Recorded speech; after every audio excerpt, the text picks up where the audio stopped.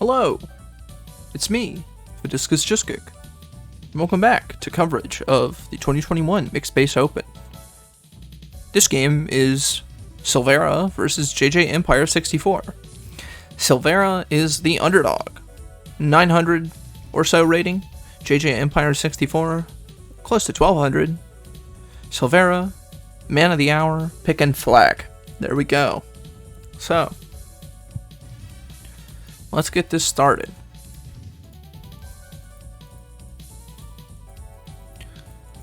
Everybody's seen this turn before.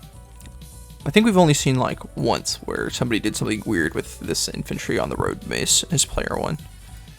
JJEmpire going for the inside city rather than the airport. We can just skip this turn, who cares? Yeah, this is all normal.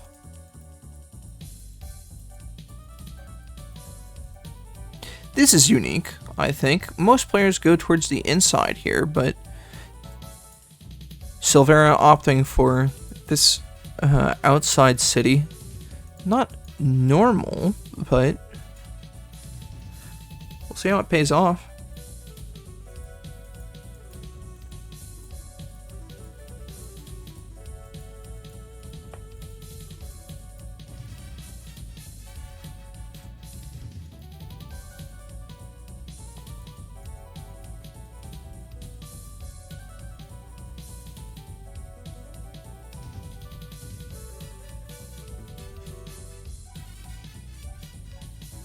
Is this right? Something seems a little fishy about this. Day 5, Silvera's got 9,000 income and JJEmpire64 has 8,000. Next turn it'll even out.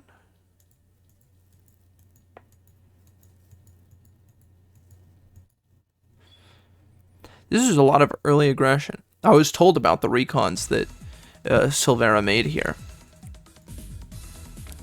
but I wasn't expecting 2, I don't think. This is a lot of recons. This is a good map for recons too. JJEmpire responding with the recon here, but not sure that's going to produce the result. A third recon for Silvera. Just bank on those big luck rolls. You know, that's cool. This artillery is not the play, for sure. I know that for a fact. I don't know that because somebody else told me. I just know that people sometimes say that you can use recons to take out artillery. I think that's mostly in fog, that like you need recons to scout where the artillery are, and once you find where they are, the recons are generally better at approaching artillery in fog maps. I think in fog, I think artillery tend to be a little bit less defended than they are in standard. You know, in standard, the only thing stopping your opponent from rolling up on your artillery is whatever you put in their way. But in fog, you know, they gotta find it first. One piece. Anyways.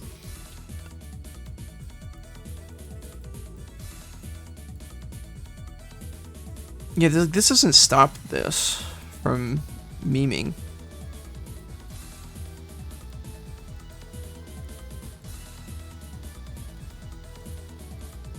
Memeing.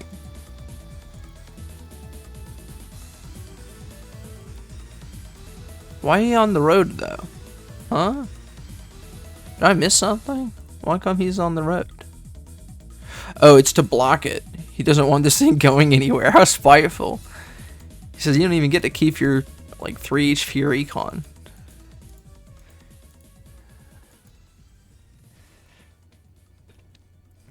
And this mech isn't going to help. This mech is not going to be able to catch those recons. Those recons are too fast. An anti-air to dissuade this battlecopter. So I didn't even try to get this city. He says that's too hard. Second mech coming out from JJEmpire64.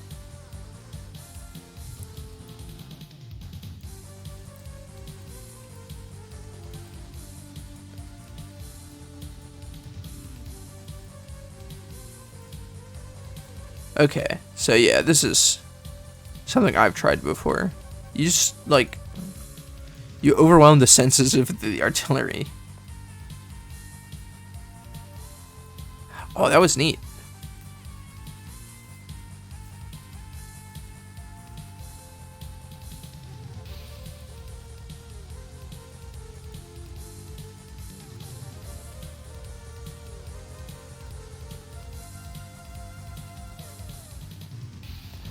Okay, so I don't know what's going to happen here. I guess this infantry is going to respond to this cap. I suppose this one could. It's only going to interrupt at one turn. It feels like there's a lot of threats in the bottom part that Silvera needs to respond to. We'll see how it goes.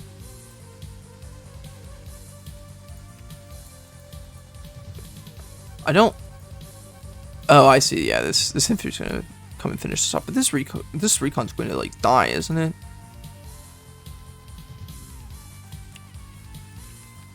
Yeah. Just die. I don't know. No, it was a full health recon. That was...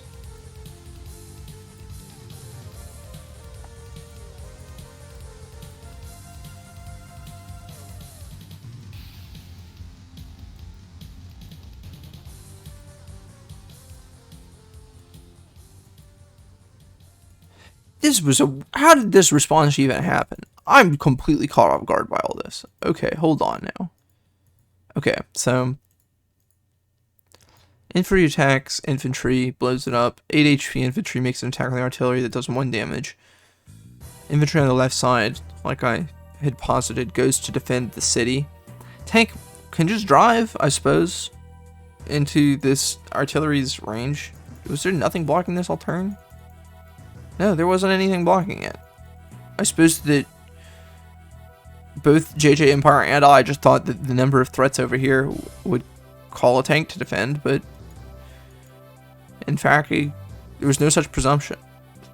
This 8 HP recon goes to make an attack onto this infantry on the road, which greatly reduces its ability to defend its capping brother.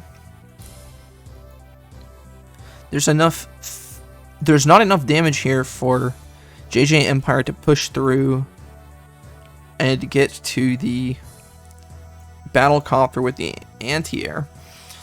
Puts JJEmpire in a really serious predicament. Oh, maybe it's not that bad of a predicament. This tank is going to hit this tank, which is good.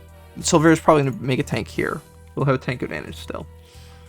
But the tank that's produced here wants to hit the anti-air.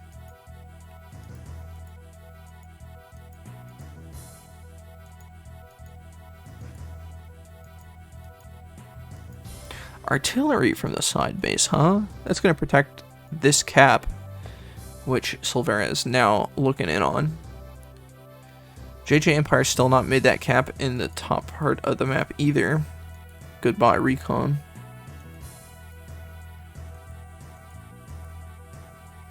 Here's the side slip. What's going to happen? There we go. So, JJEmpire did find a way to get the recon, or they get the anti-air to the battlecopter. That's a big deal.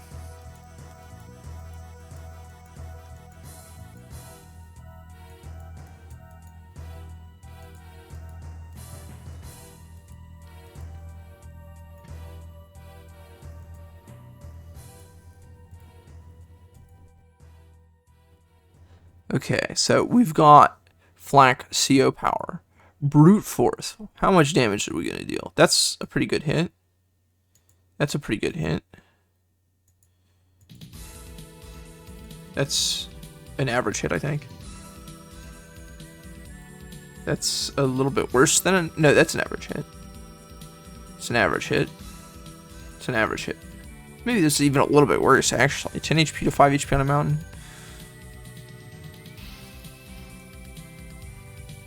That's a better than normal hit. That's normal, I think. Maybe a little bit better. Okay, that was an extremely underwhelming CO power. Not going to lie, I was hoping for some big Flak damage rolls. It just was kind of a regular turn. All the luck really did kind of just even out.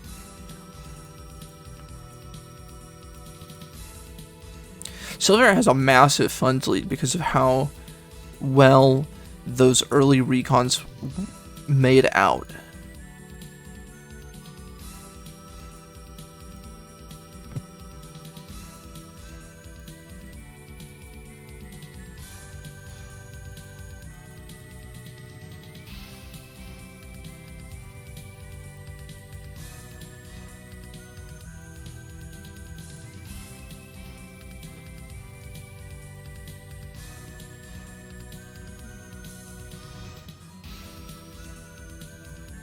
Whoa! That's gonna force a response.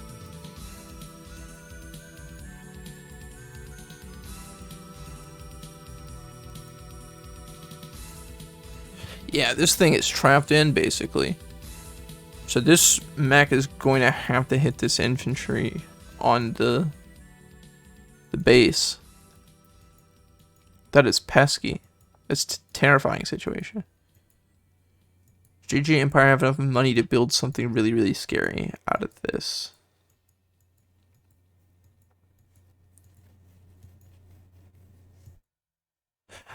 Oh no. Oh no, that's catastrophic. So this is a serious predicament for JJEmpire, because this artillery being here is actually like a genius play. This is a big brain play. So even if JJEmpire went for the guaranteed kill on this 1 HP infantry, this anti-air still meets the same fate to the art, because it would still have to go here and then shoot at this thing. So JJEmpire does his best. He hits this infantry. He didn't activate CO power. That probably would have made a difference. We'll do it.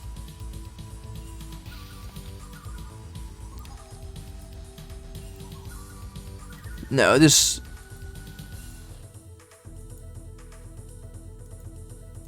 Well, it goes down to 1 HP anyways.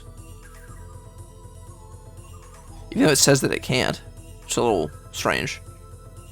Oh, it's because it was at 6 HP. It was at 7, right?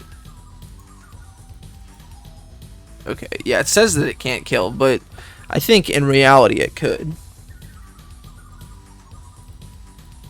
The height of the damage is 49, and that means that it could. So activating CO power here would have been a big deal for this. If that had worked, then this game would have looked a lot different. Or at least this turn would have looked a lot different. Because if this anti-air gets out, then I don't think that JJEmpire feels the need to build an anti-air.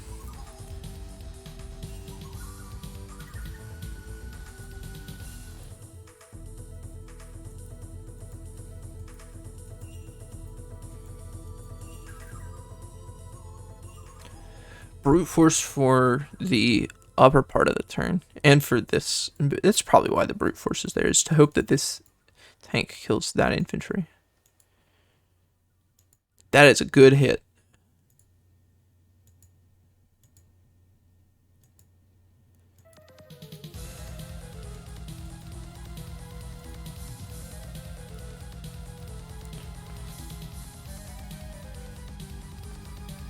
Okay, that's a really good roll. That was like a really, really critical roll.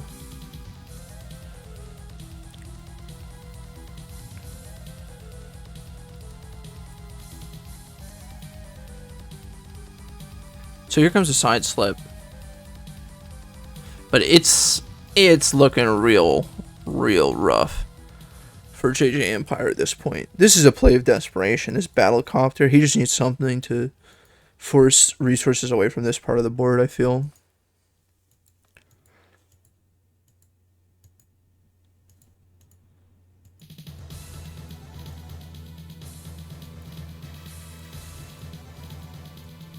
Okay, so this is blocked. That's, yeah, this is not any good.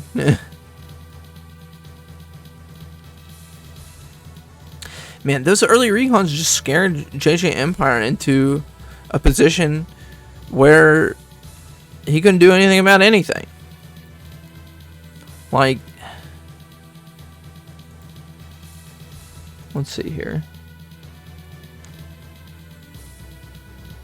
Silvera's ahead 9,000 to 8,000.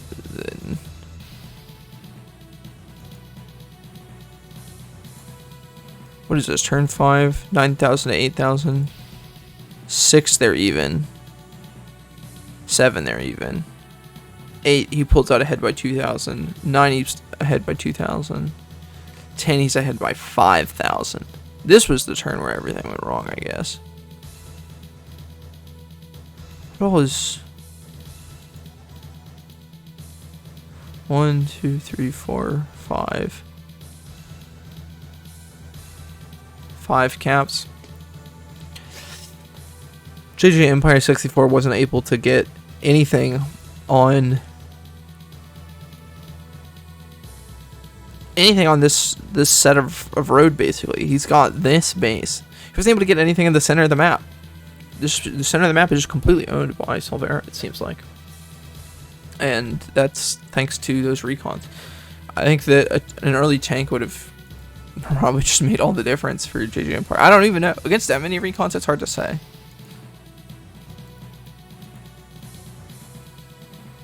This recon wasn't able to do anything because of getting first struck by the other recon. This artillery wasn't able to do anything because it didn't have anything bulky to protect it. And recons are just a little bit... They're so mobile on this map. They're able to go to places where the artillery just can't really chase them at all. It's an impressive game. Looking forward to seeing how Silvera does next round, where picking Flak is not so hot. But yeah, this is maybe the last or next to last game of this round I'll cover. I shouldn't say that. I don't know how cool the games are still in progress are going, but we're putting a lid on round 1 basically. I think that there's like 4 or 5 games left. There's not many. Pretty sure that DPSI is going to do coverage of his game, so I'm going to let him have that. Next time, I'll try to work with DPSI. This time, I'm definitely too busy in IRL stuff and the new Melody Blood, which I talked about a little bit. I'm not really looking to do collaborations this round, but next round, I definitely want to collaborate with some folks. So I'll be looking to pull people in for player interviews and other cool things like that. Really looking forward to next round. I think that I've got a really neat map lined up. There were a few concerns about hybrid theory. I think that generally people had a lot of fun. I'm glad of that. But next round, maybe I think it's a more traditional map that people feel a little bit more comfortable on. But I think the way that we're going to play it, it'll make people just uncomfortable enough that they're still having a little bit of fun. So that's all. Thanks for coming by. Thanks for liking my channel. Thanks for hitting the buttons that are relevant to the YouTube algorithm. Do appreciate that. I'll see you next time, and good luck.